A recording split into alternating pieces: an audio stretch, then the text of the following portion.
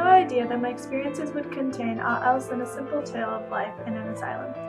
That such an institution could be mismanaged and that cruelties could exist beneath its roof, I did not deem possible. I always had a desire to know asylum life more thoroughly, a desire to be convinced that the most helpless of God's creatures, the insane, were cared for kindly and properly. Nellie Bly.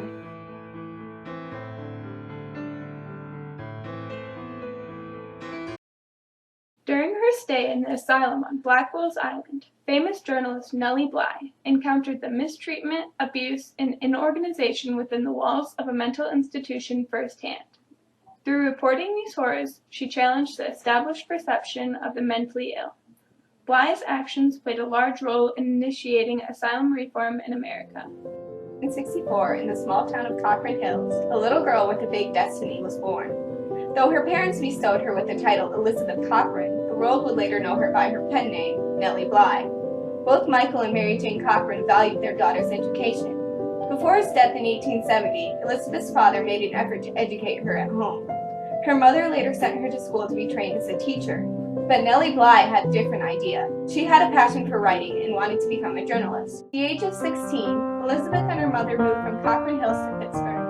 Once in the city, Cochrane began searching for a job that would both fulfill her passion and earn enough money to provide for the two of them. She eventually found an opportunity to report for the newspaper, the Pittsburgh Dispatch. During this period, Elizabeth Cochrane decided to write under her famous pseudonym, Nellie Bly. Under the Dispatch, Nellie Bly wrote a number of articles that exposed the poor conditions of Pittsburgh's industrial working class. She even took a job in a factory so she could experience the harsh environment herself. Bly's insightful reports opened the public's eye towards the many injustices the workers faced. Of course, her articles also incited the wrath of the industries themselves, who threatened to pull their ads from the paper. The editors of the Dispatch then decided that Bly would be better suited to writing about social and cultural events. No longer satisfied with her work in Pittsburgh, Nellie Bly decided to move to New York in 1887, aiming to become a more serious journalist. Here she arranged an interview with the managing editor of the New York World, John Cockrell. While Cockrell liked Bly's stories, he pushed Bly to find more intriguing subject matter. It was then that Cockrell presented Nellie with an opportunity like no other. She was to assume the characteristics of insanity in order to be committed to one of New York's asylums and report the treatment of the patients inside. It was decided that while undercover, Bly would pose under the name of Nellie Brown. She started her expedition in a temporary house for females. Knowing that the only way to be committed to an asylum was to get another person to declare her a danger to the general population, Bly decided that she would try to convince her fellow housemates of her insanity.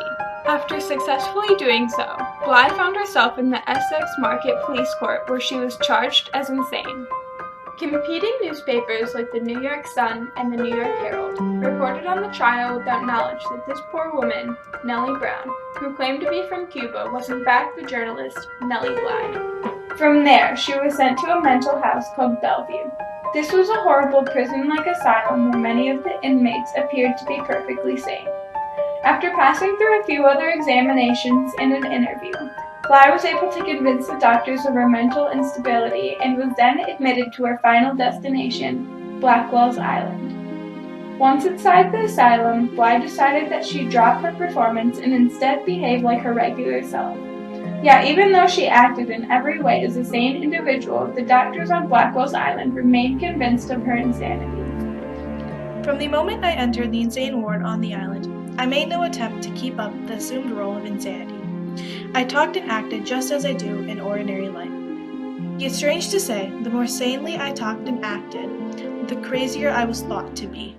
In fact, insanity was one of the many reasons a woman could be sent to an asylum.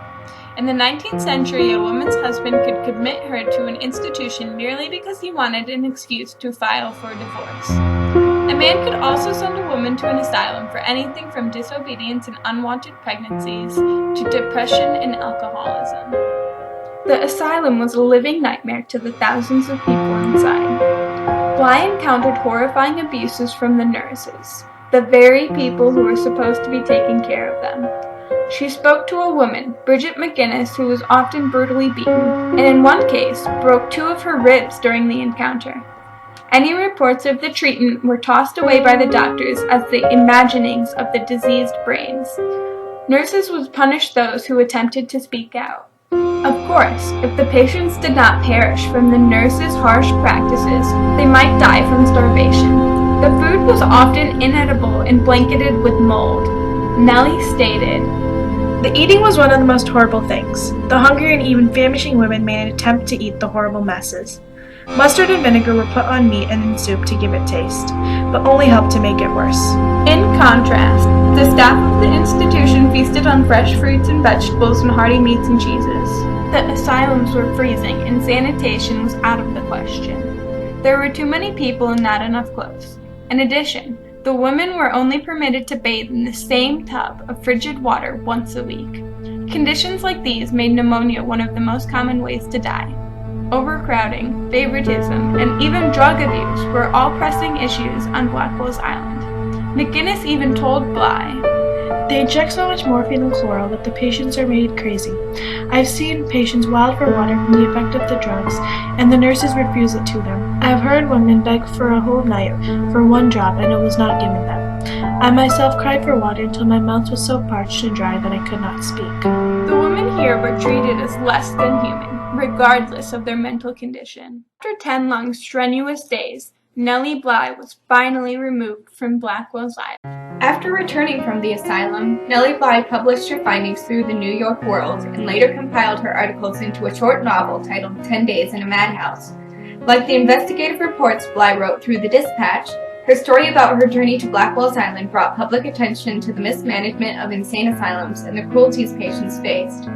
This launched a much-needed social reform movement. She helped change the world's perspective on the treatment and housing of the insane. Doctors and nurses were confronted about their actions and lack of care. A number were fired from the institution.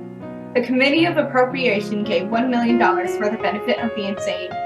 In 1921, Blackwell's Island's name was changed to Welfare Island.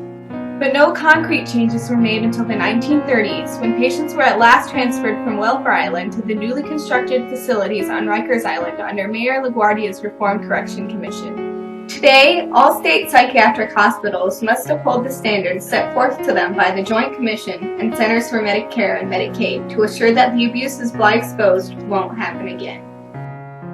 According to Cynthia Kelly, Director of Michigan's Department of Health and Human Services, both the Joint Commission and Center for Medicare and Medicaid have the ability to conduct both announced and unannounced on-site visits as a result of routine reaccreditation or recertification surveys or anonymous complaints. Therefore, it is essential that hospitals continually monitor the activities of staff and the physical plan to ensure compliance. If deficiencies are found, they must be resolved in a timely and efficient manner to ensure for a safe environment. Bly's account of her 10 days in a madhouse stimulated the asylum reform movement.